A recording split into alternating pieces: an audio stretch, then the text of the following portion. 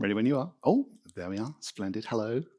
Good afternoon, everyone. My name is Guy Davidson. I am the head of engineering practice at Creative Assembly. Creative Assembly is the UK's certainly oldest and possibly largest game development studio. I've been there for about 22 years now. I was employee, about number 30. We're getting on for 900 now. It's a great place to work, so do look out for it when it comes to your next employment decision. Okay. I'm the author of Beautiful C++, which was co-edited by Kate Gregory. That book is not available just yet, so this is a very, very early talk. It's a book about the core guidelines, which if any of you are really carefully, deeply studying C++ will know all about. I'm going to tell you about writing this book and what it revealed to me about the core guidelines themselves. So there's two things. I'm going to tell you about the core guidelines, but I'm also going to tell you about the process of writing a book. It's an extraordinary thing to do, and I'd like to inspire you to become technical authors and to write books as well. You will learn plenty about your subject just by writing it, gathering it all together, putting it into a book. You probably won't earn very much, I'm told, so don't do it for the money. Do it for the love. Do it for the subject matter. Besides being head of engineering practice and an author and now a trainer, I also co-founded #Include C++. I would like to mention this briefly because the biggest problem that we have in the C++ community right now is that there are more problems to solve than engineers to solve them. Especially right now, we need problem solvers to work on the really hard problems. Historically, software engineering has been a very inclusive environment. Margaret Hamilton, who's heard of Margaret Hamilton? Not enough of you. Margaret Hamilton, she was the director of the software engineering division of the Massachusetts Institute of Technology Instrumentation Laboratory. They developed the onboard flight software for NASA's Apollo program, and she's one of the people credited with coining the term software engineering. So, yay, ladies. But we appear now to be heavily biased towards white men. Can't deny it, we really are. We've got very low gender and ethnicity diversity in the C++ programming community, actually in the entire programming community. We as a species need to fix this, and if you're interested in helping, please visit the website, join the Discord server, help me change the world. Thanks very much. Now I've divided the talk into 5 sections. Another book, choosing the guidelines, tour of the contents, emerging themes and production. I'm hoping to get through the talk in 50 minutes, which will leave time for questions. But yesterday, it took me 72 minutes to do the talk, so do bear with me. But another book. Doesn't the world have enough C++ books? It has a lot. I searched on Amazon. I found, I didn't find. Amazon told me, 10,000 plus entries in C++ books. And we have been around for over 30 years. There's been people been publishing books for over 30 years on C++, so you would expect them to accumulate. And C++ changes every 3 years. It becomes a new language as we release a new standard. But some things are unchanging, not just within C++, but within programming itself. All programming languages are trying to turn a human idea into a concrete model. So how do we apply those common themes to C++? Well, an attempt was made by Bjørn Strustrup, he is the designer of C++, and Herb Sutter, who was the convener of the standards body that governs the development of C++. And they wanted to summarize best practice. So they launched this attempt in 2015 at CPPCon. The top 2 links are the keynotes that they delivered that year. The guidelines provide excellent, simple advice for improving your C++, improving your style such that you can write correct, performant and efficient code at your first attempt. Do excuse me. I want to turn the microphone down a little bit. I'm about to blow my nose. There we are. Sorry about this. This is my first time in Norway. It's a little colder than I'm used to, and it appears to be. Anyway,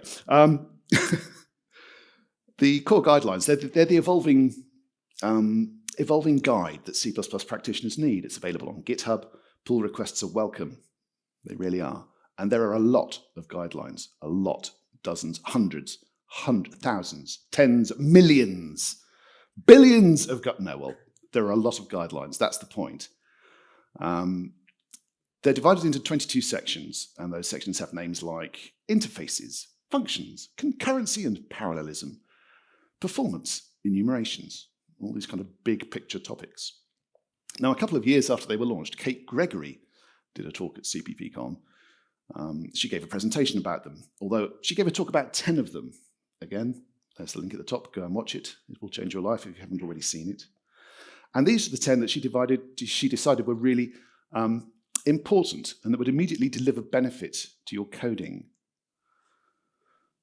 Now, at around this time, I was just starting to get involved with the C++ community, with the committee myself. The first meeting I attended was in Toronto, and that's where I actually met Kate. And it was also where we initially talked about the lack of diversity in the C++ community in a bar nearby where all the meetings were had. And we kind of accidentally conceived the hash include group. I'll tell you the story one day, not here. Anyway, I was looking for everything that I could to improve my teaching. As head of engineering practice, I tell people how to write good code, or advise, or sort of lead in roughly the right direction. Now, she divided her talk into these 5 sections with 2 guidelines each. And I was quite taken by the talk, and even if you don't read our book, you should at least watch that talk and look at her presentation. Now, in the early months of 2020, Kate put out a call on the Hash Include Discord. And the gist of the message was, would anyone like to write a book with me? And I raised my hand. I thought, well, this would be interesting. It'll be fun. What could possibly go wrong? A friend of hers from the Far East wanted to publish a book based on this presentation, because it was such a golden presentation. But there was no rush of volunteers. There was just me. So it looks like she and I would be co-authoring. Now, I have a confession to make. I should point out right now that this wasn't the book that I actually wanted to write. I had been to a presentation by Josh Lospinoso at CPPCon in 2019. Now, he inspired me to write. He was talking about the book that he'd written. Now, I'm a games developer. I want to write a book about teaching C++ to people who want to write games, using game development as a vehicle to convey how to learn C++. It's a different milieu to other C++ development environments. And I know that everyone says this, we do things differently here. Everyone thinks they're the unique special snowflake of C++ development that's unlike every other. So I've got some questions for you, and I want a show of hands. Who here writes unit tests? We don't. We're trying to start writing unit tests, but it seems to be very rare in game dev. Who builds their solutions more than 30 times a day? More than 50 times a day? Ooh, okay, are you in game dev? No, okay. I can expect to build my entire stack more than 100 times a day. It's a lot of times. So things like compilation speed really, really, really matter to us a lot. Who here catches exceptions? That's interesting. There was a survey done a couple of years ago by the C++ Foundation which suggested that it's about 50-50, but this room seems to be more like sort of 80-20, if that. That's 80% who don't catch exceptions. Who here writes in more than one language on a daily basis or a weekly basis? It's all C++ for us. That was about a third of you. It's all C++ for us. We do use a bit of Lua sometimes for scripting for the designers who aren't really writing code. So there's a Lua interpretation going on. Now, there are a lot of programming books out there. And I remember buying a Unix programming book. It was an Addison Wesley hardback with over 700 pages. Most are smaller than that. I didn't want to write a 700-page book. Kate didn't want to write a 700-page book. And we decided the book should be about 250 pages. That seemed like a good number. And I wondered if each chapter could be like a blog entry, sort of examining individual guidelines. Our original publisher was also keen that each chapter be accompanied by an introductory video explaining the chapter, and that this video should be about 10 minutes long, which I found alarming, since it would take about 15 minutes to read a blog entry. So I set that to one side. But this was a regular feature of their imprint. It's very popular, apparently, in the Far East, in East Asia. We looked at some books. We counted the words on the page. And we realized that about 90,000 words were required. That's 3,000 words per chapter, seemed like a good length, which leaves us with 30 items. And you might be thinking, this doesn't sound very scientific. And it wasn't. We were just making this up as we went along. It was, yeah, these seem like good numbers. Great, yeah, let's do that. Brilliant. And once we arrived at that, we waited for a contract. Now, you may remember that during the spring of 2020, things went a bit wrong in the Far everywhere entirely. So this wasn't a great time. In fact, when lockdown hit, I was sent home, and I've been working from home ever since. It's been over 18 months now for me. But I was able to turn a room into a study. I'm fortunate like that. And suddenly I had an extra 2 hours in my day because I wasn't commuting. The weather was remarkably fabulous in the UK. Suddenly it was prematurely warm, and some people thought God is playing The Sims. You lock everybody up, and then you turn the temperature up. It's a perfect Sims move. You should all play The Sims. It's a laugh. I took up running. And if you know me well or have glanced at my general bulk, you'll realise that was also quite an extraordinary turn of affairs. But I was delighted for this extra time. I thought, I'll get this book out in no time. It'll be fantastic. But I didn't want to start without a contract because, and I used my extra time to catch up on reading, playing the piano. I'm studying for my grade 8 piano exams right now. I started reading fiction. I hadn't read fiction for a decade. I've been reading papers and journals ever since. Being on the committee carries a huge reading workload. 6 times a year you get a mailing, which it's bigger than the Bible. It's bigger than the works of Shakespeare. So I spent most of my time reading non-fiction. And we really did wait quite a long time for that final contract. We got some contracts with pieces of information strategically missing, such as how much money we'd actually get, how many copies would be printed, that sort of thing. And the months rolled by. And meanwhile, we worked on the general content of the book over the summer, what the shape would be. Kate lives in Canada. I live in the UK. I live on the south coast in Brighton and Hove. It's lovely. And we were exchanging emails while discussing the awful state of the world. Bitcoin was going weird. Markets were being unpredictable. Suddenly, everybody had heard of Zoom. But we had to choose 30 guidelines from the huge set available to us, and this wasn't a trivial task. The core guidelines, they're not designed to be read from top to bottom like a textbook. It's an encyclopedia. Each guideline is identified by its section and is placed within the section. So here's a guideline, NL.8, use a consistent naming style. So this is item 8 from the 22nd section, naming and layout, NL rules. It's not the 8th item. There is no NL6. It's an evolving guideline. NL6 was withdrawn. Now, one approach to reading the guidelines is to simply address the section when it becomes relevant to the problem at hand. For example, are you writing a function? Something you'll do quite a lot in C++. Perhaps you might like to review section F, functions, and there are nearly 40 advisories in there. Some are obvious. F.3, I don't know why this is only number 3, but F.3 states, keep functions short and simple. Any controversy there? Anybody want to stand for long, complex functions? None of you? Not one? Brilliant. I'm delighted to hear that. But some are more subtle. F.53 states, and I need to read this out, avoid capturing by reference in lambdas that will be used non-locally, including returned, stored on the heap, or passed to another thread. You all got that? We all do that, don't we? Yeah, great. So I want to talk about the problems that we face as engineers, because our job is to solve problems by writing software. We have a number of things to take into account. How long must the software run before restart or shutdown? How long must the software run before it will be replaced or upgraded? Who else will service the code base? And this last one is probably the most important one when it comes to writing code, because how much time do you want to spend being asked questions about your code? Are you able to effect a clean exit from the code base and leave it to somebody else? It's the dream for a lot of us, I can tell you. One of the problems with C++ is that it's full of interesting sort of nooks and crannies and strange corner cases. And we accumulate a history with each release of the standard. Although the language is getting simpler for newcomers as time goes on, because we iron some of these out.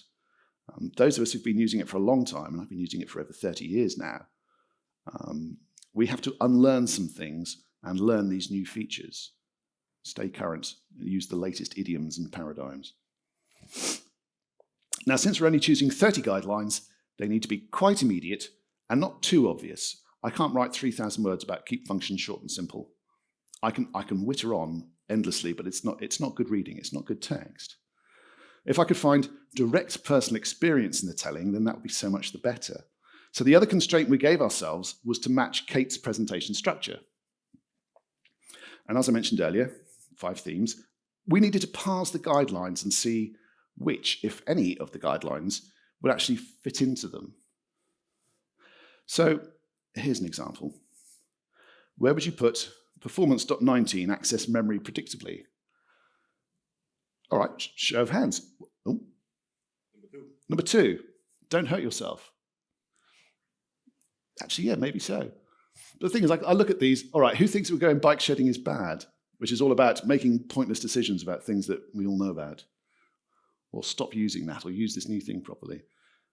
How about, all right, define operations on enumerations for safe and simple use. Where would you put that? Number 2 as well. You're spoiling this part of the presentation. That's actually a really good idea. These were so much harder last night when I was thinking. All right, use templates to express syntax tree manipulation. Where would you put that? I'm not going to spoil it. No, it's all right. It's not easy. I don't know where I'd put that. So some of the guidelines were eliminated just through not being able to shoehorn them into the presentation. But as I said, there's hundreds of the things. So we weren't too upset at not being able to cover them all. But an additional constraint was that we had to find guidelines that we were passionate about. Okay, I did not relish the idea of writing 3,000 words about F.56, avoid unnecessary condition nesting. Yeah, all right. R.13, perform at most 1 explicit resource allocation in a single expression statement. It doesn't set me on fire. Both of these, I mean, they're good advice, but it's difficult to, envision getting truly excited about it. If I'm not excited, the reader won't be excited either. And I know that, textbooks don't necessarily strive to be exciting, but if I'm paying $45 or pounds or euros, they're almost all the same now anyway, for a book, the least the author can do is engage me, especially if it's not a comprehensive treatment of the subject. And this certainly isn't. This is not a book on learning C++. This is a book on some of the core guidelines. My next one, that's a book on learning C++. This is a book of advice. It needs to land on you and stick with you. So after a fair amount of backing and forthing, we decided to stick with Kate items and add another 4 to each section. So Kate started piling up responsibilities outside the book. So I agreed to write the new ones, and she would write the ones that she'd already spoken of. So I had a 60% writing burden. So what I'm going to do is I'm going to give you a quick tour of these 30 items. I am mindful that this is the session immediately after lunch. And one of the things that happens in sessions immediately after lunch is people start to nod off. That's fine, okay? I can't avoid not talking about the book. I've got a wall of text here. If you feel like nodding off, I'll survive. I'll be fine, don't worry. It is a fact of conference life. The post-lunchtime session is the sleepy one. Bike shedding is bad. So we present guidelines which allow you to simply make a decision about when to do A or B for some particular set of A's and B's, and then just move on with a minimum of fuss and argument. It actually comes from the word bike shedding. It derives from, has anybody heard of C. Northcote Parkinson? He's an American writer, quite popular in Anglophone nations. But he has something called the law of triviality. And this is an argument that organization members typically give disproportionate weight to trivial issues, such as the color to paint a bike shed compared to the testing criteria for the nuclear power station that the bike shed is attached to. Because it's the one thing everyone knows something about. We all know about the color of things. So we're all more inclined to argue about it. So that's what bike shedding is, and it's a miserable pursuit. So in the first guideline, I exhort everyone to write in ISO standard C++. And this is hardly controversial. We've gone to great lengths to standardize the language. We really have. So please use the standard. And so I cover the history of the standardization, the features that C++ has acquired along the way, backwards and forwards compatibility, the wider communities of practitioners and teachers, of bloggers and writers and conference speakers and all that sort of thing. It's a gentle introduction to the whole shebang. And then I move on to different ways of reusing a function name via overloading and via default arguments, between which you should prefer the latter. No, prefer default arguments. Prefer default arguments. Okay, do that. So who can explain the rules? Hands up. Who can explain the rules for overload resolution? No, it's horrible, isn't it? During interviews, I ask candidates that I don't particularly like to rate their skills out of 10. And occasionally one of them will say, yeah, I reckon I'm an 8. So I'll ask them, please explain the rules of overload resolution. And they say maybe I'm a 7 or a 4. Overloading should be chosen with great care. It's not at all trivial. Right, constructing objects. That is a rich source of programmer error. It really, really is. Habitually, older paradigms would have you create an object and then modify it once you created it. I'm hoping none of you do that, but you'll still find it in code. I think it has a name something like, default then construct then initialize, or build then initialize, or allocate then initialize, or something like that. This guideline tries to persuade you to initialize objects as early as possible, before even the initializer list of the constructor, by using member initializers. And then the maintainer and the client can see that there is a well-defined state for the default object, if such a thing is appropriate. I actually don't like default objects and default constructors. They kind of need to exist. I think they should be the exception, not the rule. Getters and setters. So these have been a bugbear of mine for many, many years. This chapter is where the heat and the meat start to become apparent in the book. Because we talk about encapsulation and abstraction and class invariance. All of these things sort of emerge from not using getters and setters. And the proper naming of member functions using nouns and verbs. And it's great to be able to call back to the keynotes. Nouns and verbs are really important. They're great ways of identifying functions, member functions in classes. If your non-const functions are verbs, they do things, they change things. And if your const member functions are nouns, they tell you things about what the object is.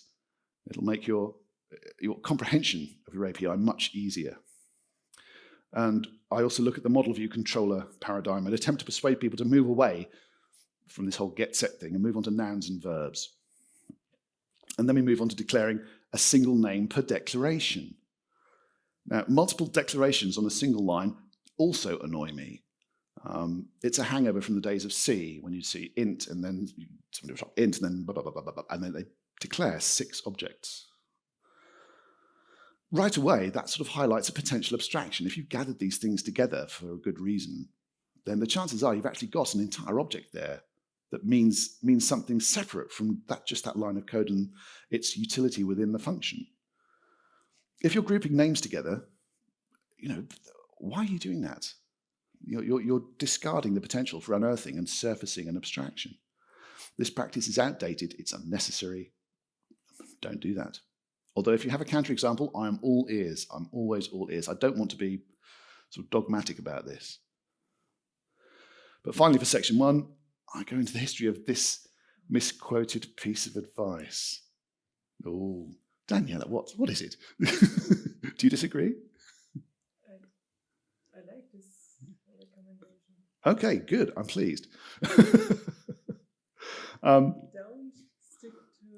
Don't insist on a single structural programming idea from the 70s. It is.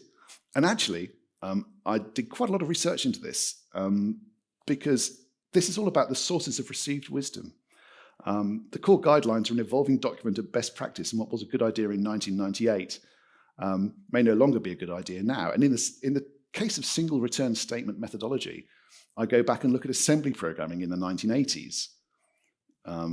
Which is where the motivation started, actually more like the 70s, where it started to develop. And actually, this single return thing was returning to one place not returning from one place. In assembly, you can return to many sorts of places depending on the shenanigans that you get up to with the call stack, which I used to do a lot of and make my code completely unreadable. So in the second section, Don't Hurt Yourself, we present guidelines for preventing personal injury while writing code. So, your choices are probably pretty reasonable.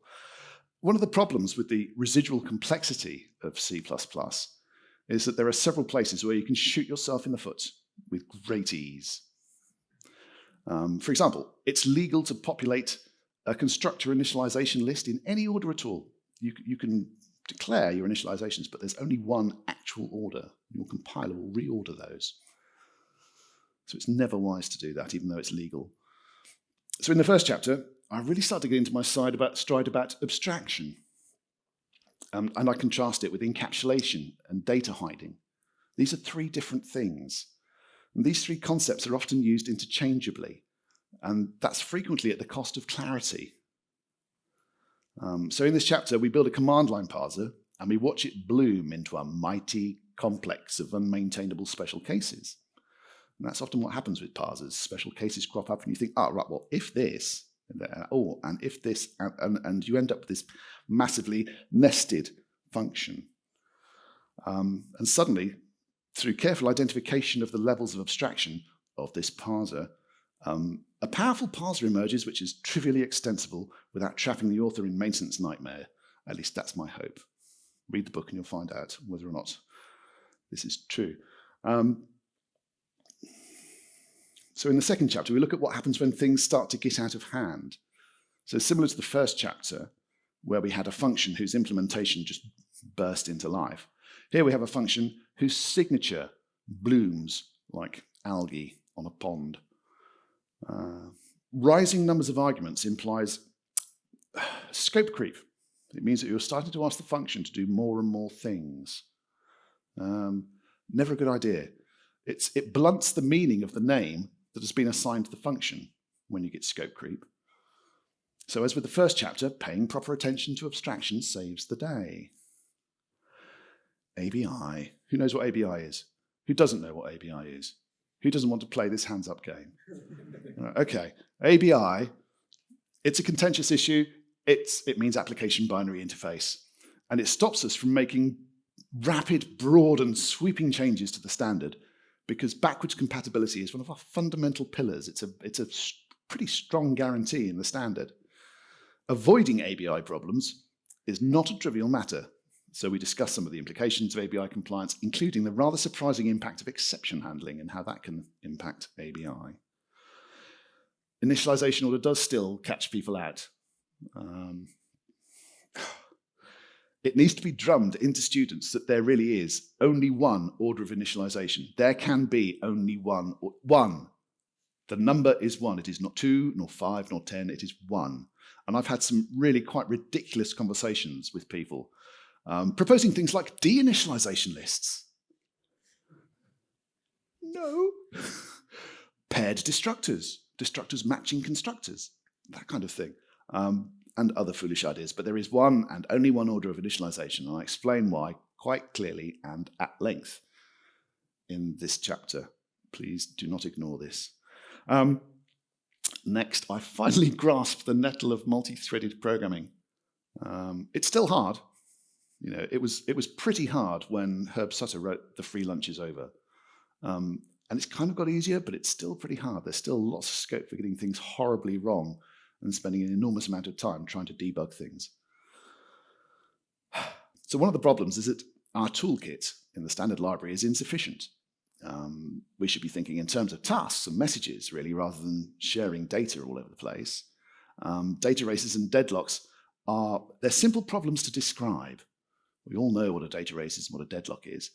But unfortunately, that's where the simplicity ends. Resolving these problems can be really quite time-consuming. Now, I don't know how many of you recoil in terror or fill with delight at the mention of the phrase template metaprogramming. I personally recoil in terror. I'm never pleased when I see it turning up, and the standard has expanded considerably to reduce the number of occasions on which you might actually want to reach for template metaprogramming. We've got if const extra, we've got requires clauses, and all of these reduce the amount of template furniture that we might want to use for nefarious purposes. And this chapter provides a look at expression templates, which is a popular form of metaprogramming. It challenges the legibility of this technique. And it's very easy to challenge the legibility of expression templates because they are utterly illegible. Right, section 3 of 5. So this section is named Stop Using That. It deals with parts of the language that are retained for backwards compatibility, and includes pieces of advice that used to be valuable but which have been superseded by changes to the standard and developments in the language. Because as C++ evolves, things that seemed like a good idea at the time occasionally reveal themselves to be, really rather less valuable than we originally thought. The standardization process fixes these things. But everyone needs to stay informed about them because you might one day find yourself working on an old code base. C++ offers a guarantee of backward compatibility. Code written 50 years ago in C should still compile today. Should. A bit of. Has anyone worked on a code base more than 30 years old? Ooh, gosh, rather more of you than that's an uncomfortable number, isn't it? It's really unpleasant seeing lovely new features turning up in C++ and then thinking, but I'm working with GCC 2.3. And I will never be able to use these fabulous treasures. So I open with a discourse on ownership and what it really means. Transferring ownership means transferring responsibilities. And this is not clearly signaled with unadorned pointer or reference semantics. Bare pointers, bare references tell you nothing about ownership. So since C++11, the option for signaling this clearly and unambiguously has been available with the advent of unique pointer, shared pointer, weak pointer, all of these sorts of things. Actually, no, those three things.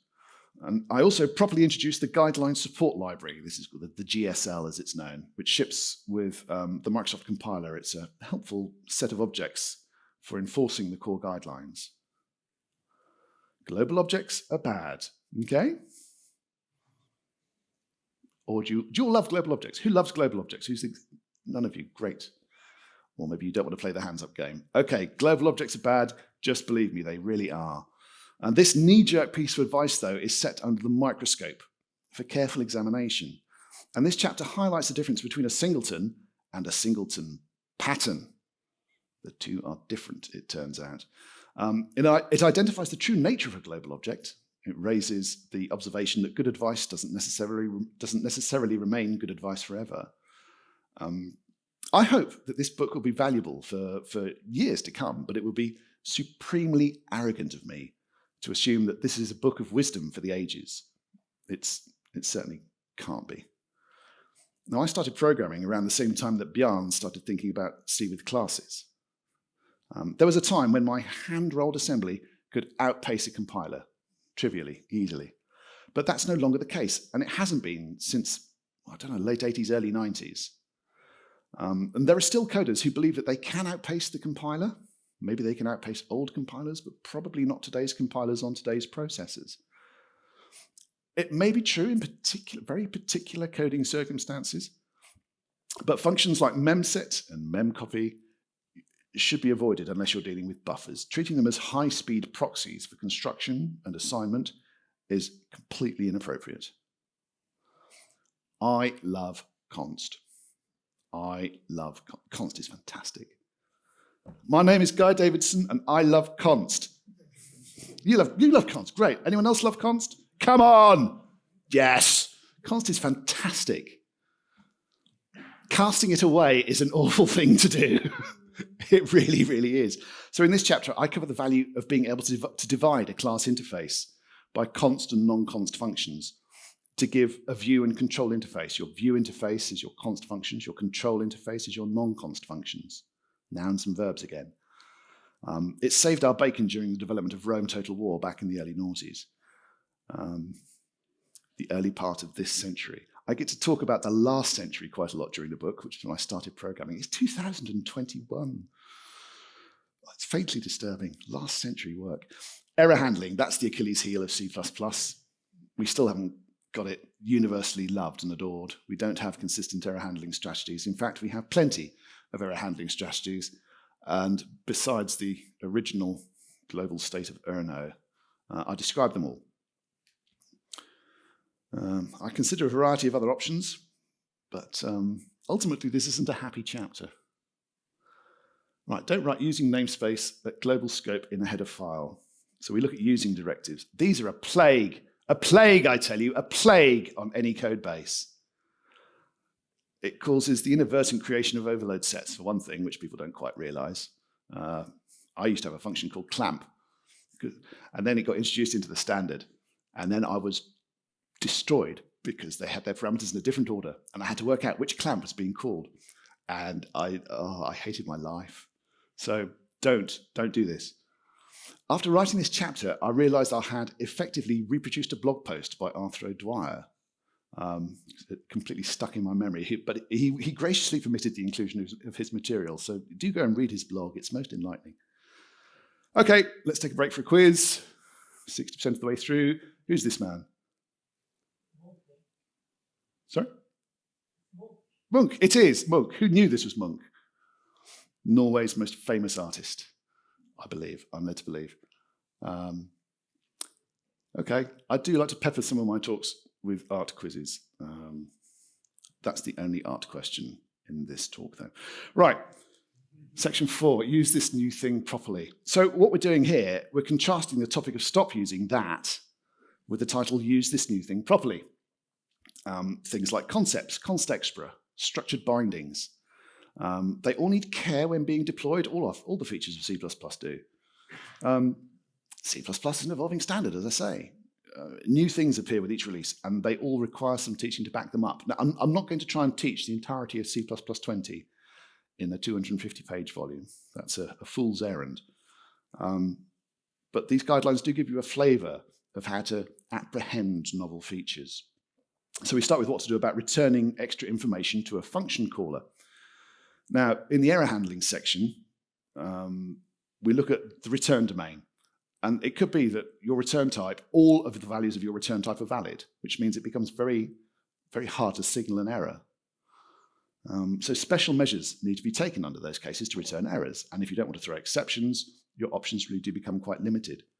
Maybe there is a lot of relevant information that you want to cheaply return to the caller. Who knows about return value optimization? Yeah, it's great, isn't it? It's pretty much guaranteed now. So it becomes entirely feasible to return a struct or a tuple and use structured bindings to manage this, rather than having output parameters and input parameters in your function signature. Scoped enumerations, class enums over plain enums. What they really mean here is scoped enumerations. There aren't many things to be said about them, but I still see unscoped enumerations all over the place. There is not really any need to use unscoped enumerations anymore. So this chapter summarizes all of the advice on using enumerations in the core guidelines. There's 5 really pithy pieces of advice. And particularly the value of gaining the ability to properly and portably forward declare an enumeration. Now, I use Visual Studio. I've always been able to forward declare enumerations because it was one of those little implementation details that they favored. This was not portable. But if you put the class keyword after your enum, it is portably forward declarable, declaratable. Declarationizable? I don't know. You can forward declare it. So the theme of scope persists into the next chapter. Keeping scopes small, I mean, that is an obvious piece of advice. But it applies to all 6 scopes. Would anybody like to name all 6 scopes? Another, yeah, I'm an 8. Name all 6 scopes, please. I'm a 6. I'm a 5. We look at the difference between scope and duration and linkage, and the interplay between scope and context and abstraction. It's a very subtle piece. It forms the building blocks of the narrative of your program, how you look at all the bits and pieces and how they fit together. Right, who wants to const expert all the things? Lovely, even floating point calculations. Really? What's the rounding mode of your compiler? It matters. Oh, yes, yeah. Const expert is amazing, really. I love it. It's get rid of const expert. Yeah, make it default. Or make it default. Oh, how would we do that? Wouldn't we love that? Wouldn't we love member functions to be const by default, objects to be const by default? Yeah, well, it's not. Suck it. I'd love to change it. I really would. You're working on it. Really? Yeah. Are we? Did I miss a memo? W2. Wow, you're brilliant. I love you. Please carry on. I will. Thank you. Thank you. Well, in this chapter, we look at how it was introduced to C++11 and how it's broadened in scope ever since. If you remember, the first introduction of const expr, single expression functions could be const expr. Now, you can have const expr vectors, which I find bizarre. But I write a const expr sign function. And we also consider const eval and const init. Right, the last two topics look at some implications of template use. Okay, so in T.11, sorry, T.1, isn't it? Yes, T.1, I go into some depth about the value of abstraction again and how we can use it to continue refining a solution domain. So there are examples of wheel reinvention, how to avoid it, plus a look at how abstraction is observed in the differences between assembly language and C and C++ and BASIC. They all operate at different levels of abstraction. I started programming in the early days of home computers, back in 1980, on a school Acorn Atom powered by a 6502 processor. And I learned BASIC and Z80 assembly pretty much back to back. And it was quite an introduction to different styles of programming. I'm so pleased that it was just good fortune that this was exposed to me. So the final chapter takes an early peek at concepts.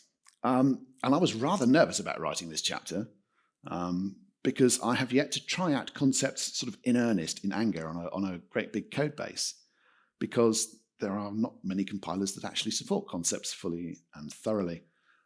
We've been trying to get concepts into the language since the last century. Bjarne really wanted them in 98.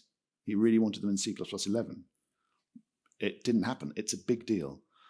But they are a dramatic feature in terms of code documentation and also potentially compilation time. Okay, final section, write code well by default. We all want to do this. So these are simple guidelines that, if you follow them, will result in you generating good code without having to think too hard about what's going on. So they lead to the production of good idiomatic C++, which will be understood and appreciated by your colleagues. So type safety ranks highly with deterministic destruction as one of the best reasons to use C++. Mechanisms exist to subvert type safety. They are evil, and I describe them in this chapter. So unions, casting, the unsigned keyword, buffer overflow. All of these things get a close look, and their perils are highlighted to the reader. The use of unsigned has been of particular difficulty to the community. The size of a vector should be a signed type, not an unsigned type. You're shaking your head at me. So, I was a different kind. okay, all right. It's the wrong one. We'll talk about this later. Right, continuing on the philosophy trail of advisories. So section P is the philosophy section. I could have written, quite a lot of chapters about the P stuff, but it would have been a very slim volume actually. But I look at const versus non-const and why you should prefer const wherever possible. Okay, and there's a small digression on east const versus const west. Show of hands for east const, for west const. Small majority, lots of people not voting still. Right. It became clear to me while finishing this section that the power of abstraction was something that I was just not fully aware of. Encapsulating rule violations is a perfect application of abstraction. It really is. We look at a tricky ownership problem, and then we put all of the meaty, nasty parts into a single abstraction, hide away the complexity, and make it look like a standard ice stream. So it's like an iceberg, a lovely ice stream at the top, and underneath just this vile agglomeration of code. This is one of my favorite guidelines, actually. Whenever I'm performing a code review and I see an early declaration, it's an easy win to move it down as far as possible. This minimizes the scope of the object. It can highlight the need for a constructor, because quite often an early declaration will be a default constructor, and then it will be modified as the function goes down. Sometimes it can completely eliminate the need for local state entirely. There's a great joy to be had in introducing simplicity by saying, do you know what, there's no need for any of this. Designing to enable optimization, that's our holy grail, really. This is one of the performance guidelines. The key takeaway is that you should signal your intentions to the compiler as fully as possible at the highest available level of abstraction, and then let it do all the work. This is kind of the sort of thing that Sean Parent was saying when he was saying no raw loops. You know, there are higher levels of abstraction available to you that the compiler can exploit. Be as clear as you can with your intention. So this chapter looks at the evolution of the sort function. Okay? So in the standard C library, it's qsort, which was invented by Tony Hoare in the 1960s, right through to stud ranges sort, which is obviously a much more recent beast. The function signature for stud ranges sort is huge. It is very verbose. But the compiler is much more able to exploit the additional knowledge that function signature gives you. And in the final chapter, we talk about RAII. Resource allocation is initialization. No, resource acquisition. I make this mistake. So once upon a time, I said on Facebook to all my chums, oh yeah, RAII, resource allocation is initialization. What I'd forgotten was that Björn he's my friend on Facebook, and he corrected me in front of all my friends in the comments, which was jolly for everyone except me. Resource acquisition is initialization. And it's great. I continue to say how great deterministic destruction is. And I also give an insight into the workings of the C++ committee, because there's a feature in one of the technical specifications, the library fundamentals technical specification. It's a scope object for assisting in destruction. It's called unique resource. Now, it might make it into the standard. It probably won't. I don't know. But I'm very keen to recruit fine minds to the expansion of C++, to the growth of the standard.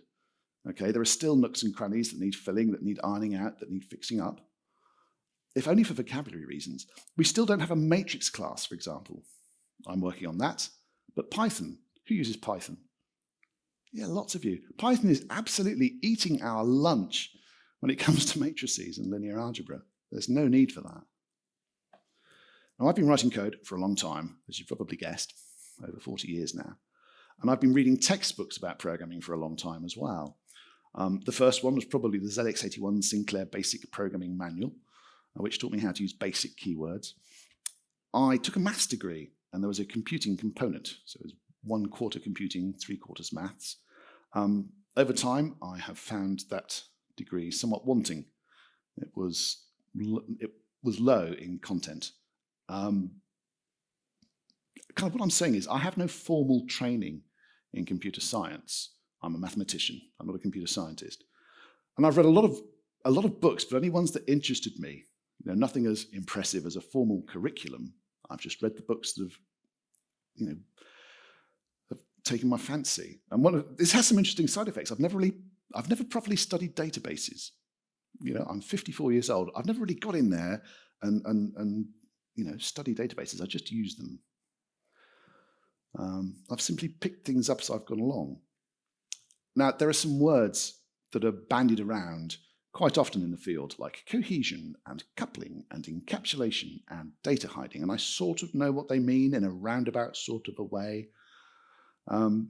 Writing this book, it produced a lot of clarification in my mind about a lot of these things, as I realized what it was that I didn't know and sought to clarify what was going on. The best part about writing this book actually was how much I learned. And as you might have guessed from the tour of the contents, the big one for me was abstraction. So I'm just going to spend a few minutes talking about abstraction, because when I first started learning to code, it was through the basic programming language. And I was basically writing a script. I wanted to write games. I was 12, 13 years old.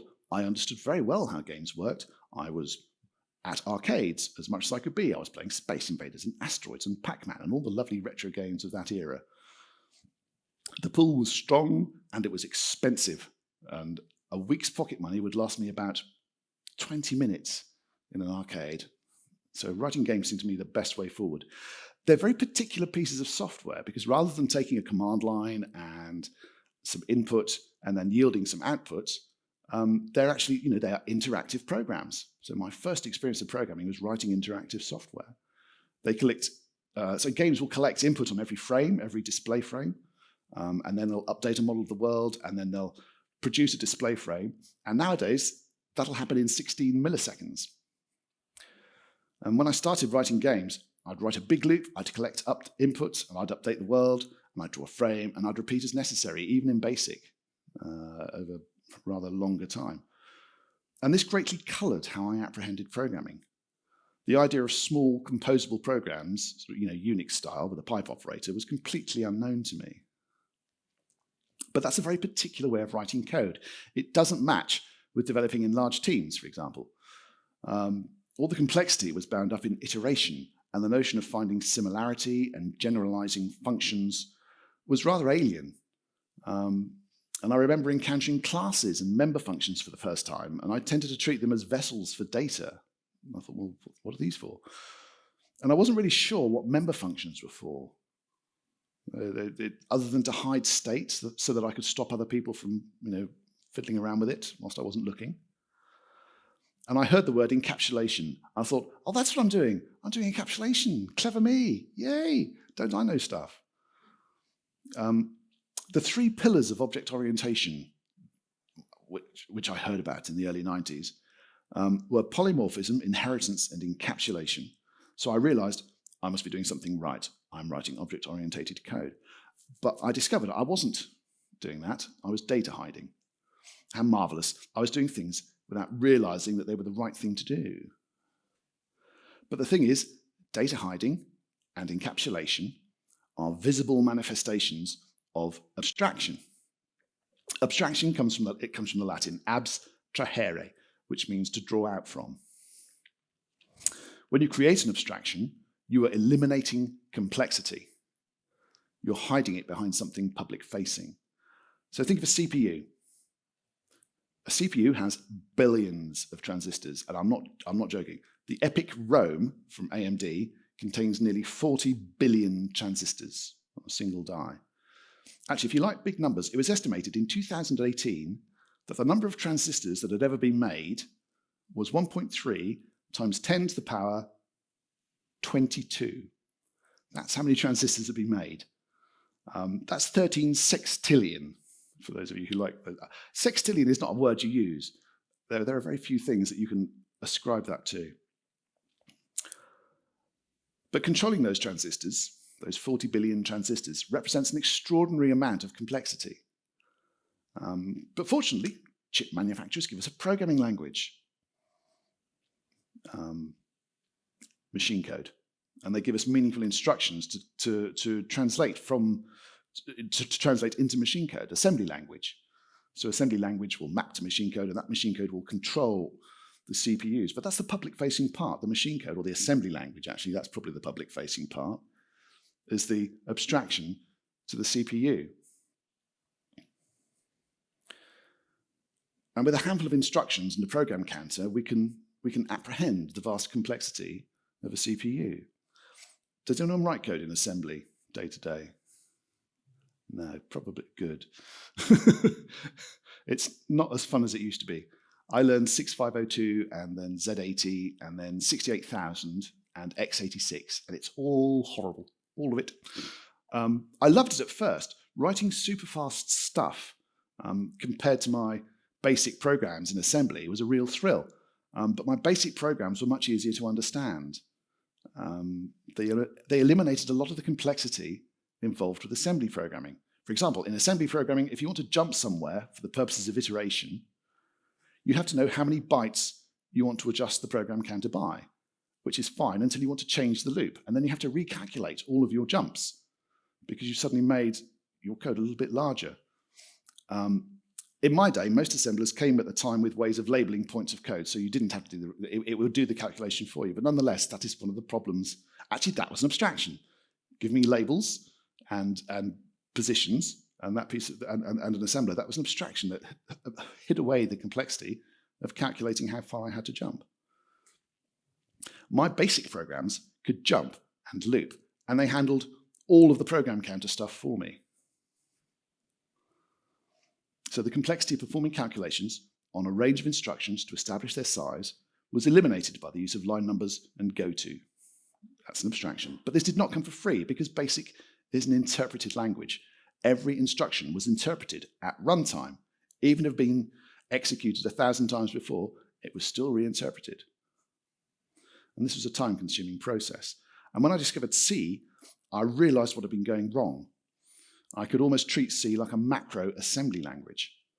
Because looking at the output of C, I could directly map the commands to the 68,000 assembly. I was doing this on Lattice C on the Atari ST at the time. And this really was quite amazing because I'd been writing games in assembly, and suddenly, by moving over to C, entire categories of error were eliminated. For loops, while loops, all the control structures were truly zero-cost abstractions. So preserving the state of registers prior to entering a function, that could go wrong. But the compiler would take care of that for me. I ended up writing stuff in a mixture of C and assembly, but I'd witnessed my first zero-cost abstractions, and that was the important thing. And many of the core guidelines can be restated as write code for abstraction. In P.11, encapsulate messy constructs rather than spreading through the code. We see how abstraction is more than merely encapsulating and data hiding. It allows us to create levels of complexity and expose only the bare minimum required to interact with an object. In I23, keep the number of function arguments low. Same thing. The complexity of comprehending many parameters is hidden behind the abstraction that describes the role that those parameters play. In F21, to return multiple out values, prefer returning a struct or tuple. A similar transformation. Collect a messy bunch of data into a single abstraction and then return that, rather than taking multiple out parameters. C.8, use class rather than struct if any member is non-public. You do this to make it clear that something is being abstracted. Class members are private by default. A class signals to you that there are things that you do not need to see, that there is complexity being hidden. ES1, prefer the standard library to other libraries and to handcrafted code. The observation here is that library code tends to be of a higher level of abstraction. I've participated in code reviews where the engineers simply rewrote stood mismatch or something like that and didn't realize it and did a worse job. Watching someone's face fall when I say, why didn't you stood min-max? It is not an edifying experience. In ES2, prefer suitable abstractions to direct use of language features. The use of abstraction is explicit in the title. This guideline demonstrates that application concepts are further from the bare language than they are from the appropriate combinations of library features. I've been focusing on abstractions that deal with the solution domain, a computer with a particular hardware configuration, types that abstract memory, keywords that abstract conditional flow content. But abstractions are also available for the problem domain. I make big games now. Space Invaders is a very different beast to our latest title, Warhammer 3. So here's a trailer. No children here. We are the bulwark of the North. Behold the unyielding motherland. Through the teachings of the great orthodoxy, this world's end is kept at the bay. Our mothers and fathers, brothers and sisters, stand united against the onslaught of chaos. With the strength of Urson, the mighty bear god, and the power of winter itself. There, them, go!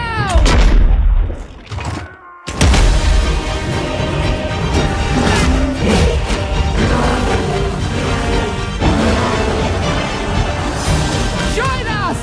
Pledge yourself to the Ice Court! Defend the legacy of Kislev!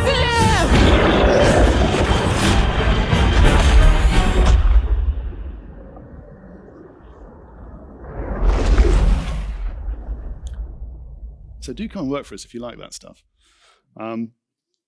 Warhammer is quite an extraordinary product. And we're very proud of it. But think of the complexity. Sega. Think of the complexity that it represents there. All of that was done in the game. We weren't we didn't just go out and say, here, can you just do an animation for us? A lot of this was done in the game. And where would you start engineering this? Because factoring the problem is hard work. Just in the trailer, we've got dogs, bears, we've got all sorts of animals and people. How do we model that? What do they have in common? So we need to draw them on the screen in 3D from any viewpoint.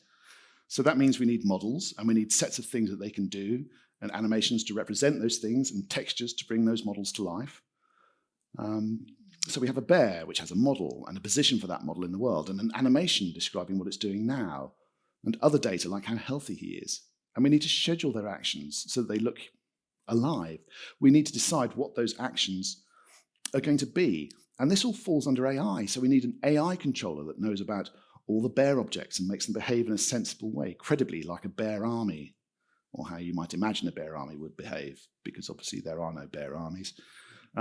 We want to tell the AI controller, here's your initial condition, this is what the human player has done, and advance everything by 1/10 of a second. And that's all. The complexity of the AI controller is hidden just behind those three functions. And these divisions are each partial abstractions of the complexity of the game, and nothing to do with bytes or control structures or anything like that. This is abstracting the problem of the game. And once we have the notion of a class with const and non-const member functions, we have a model view controller paradigm available to us. And as you track the dependencies of all the classes in our game, the dependencies get closer and closer and closer, just to ints and floats. Abstraction is the superpower of C++. Now, we are 1 hour in, and I've vastly overrun. So, Mr. Video Camera Person, and actually the rest of you, I can carry on. I reckon I can get through the rest of this in about 5 minutes, or we can call it a day and take questions. So please do take part in this. Who'd like to call it a day and take questions? Who'd like me to carry on? Lovely. My adoring audience, thank you. Right, let's talk about the production of the book very quickly. So spring turned into summer, autumn started pulling its boots on, and there was still no sign of the contract. So I'd already involved Herb Sutter in the process, and I asked him, do you know anyone? And he talked to me about Addison Wesley and Gregory Dench. And so we signed up with them. We decided to jump ship, and we awaited a contract from them instead. And then my birthday rolled around, and my wife said, let's go to Sicily. And I took a laptop, fatal. I took a laptop, and I started sketching header levels, sort of header 1 and header 2 stuff, and started making notes. Still no contract in hand. But I was really enjoying putting words onto the screen. And eventually, having got home and being told that there would be a contract from Addison Wesley, I decided, yep, there will be a contract, and I just started to write. So we set a target of delivering the book for CPPCon 2021, and that was over a year away. How hard could it be? Well, you know how hard, because it's not out yet, and CPPCon is next week. I was still working from home, had a couple of extra hours gifted to me by the lack of commuting, so I was able to churn out the words. I estimated that in those 2 hours that I got back from commute, I could write 750 words. So I thought that's 3,750 words a week on 5 days, and I'd have the book ready in 24 weeks. So I was ready to start writing. I could just start. I could just sit down, I could open up Word, and I could write at any time. So if this were a story from the cheapest sort of airport fiction, about now you would hear about how I stared at my screen blankly and was looking for my muse. I was making tea, running baths, cleaning the pot cupboard in the kitchen, all those sorts of things. Anything, getting down to zero inbox, anything to distract from writing. But as it turned out, that wasn't what happened. I waited around a little longer for a contract, but then I just wrote like this. So I put it all into GitHub, and I just wrote every day, except for Fridays. So I didn't write on Fridays because I wanted to spend time with my family. At Christmas, I really hammered it at Christmas. I didn't get writer's block. I just wrote. Whenever I felt I don't know what to write, I just wrote rubbish on the assumption that I could fix it later. I wrote at the same time every day, and I finished on May the 28th. And I ended up writing 750 words Monday to Thursday, but 1,500 words on Saturday and Sunday. I was a bit busy on something else during April. And once I finished my 30 chapters, I was 95% of the way there, which meant that only 95% was left to do. So books have a front matter. This is a foreword and an afterword. We asked Bjarne and Herb if they provide a foreword and afterword. They did, gladly. I'm very pleased with them, very grateful. And then we had to think about diagrams and pictures. Books are dull and turgid affairs, particularly textbooks. Pictures brighten things up. They break the monotony. I can't draw. My diagrams are just disgusting. There are half a dozen drawings in the book. Eventually, they just interpreted my sketches and made the best of it. So don't expect this volume to be a treasure trove of pictorial aids to learning. Code samples were a rather different matter. Anyone buying programming books in the 90s will know of the CD-ROM glued into the back cover. And in the noughties, suddenly it was all hosted on websites. I have a friend, his name's Matt Godbolt, and he has a website called Compiler Explorer. Anyone use Compiler Explorer? Oh, great. Matt loves you all, I'm sure. So Matt has agreed to reserve some stable names for me. So all the code samples are now available on Compiler Explorer. You can actually look at them now. I've already written them. Come up to me afterwards, and I'll show you. Actually, I can show you the SignX example. And then I needed a team of critical friends to review the content and tell me what was going on, tell me what I got wrong. I needed a lot of people. I didn't ask enough people. 50 would have been good. I credit 7 people in the acknowledgements. They did a sterling job. Some of them actually read the entire thing and handed back, good feedback. Some of them just read bits and pieces. And finally, there was the publisher editing process. So they have to edit the copy and check that I'm actually writing well, and then they have to make sure that it fits in with the house style. And then the book was laid out into a design. It looks like a book. This is the strangest part. I got a PDF with text and chapter headings and things like that. It was glorious. Also, during this time, and then came the final author review. I had 10 days to ensure that nothing was out of place and that everything was perfect.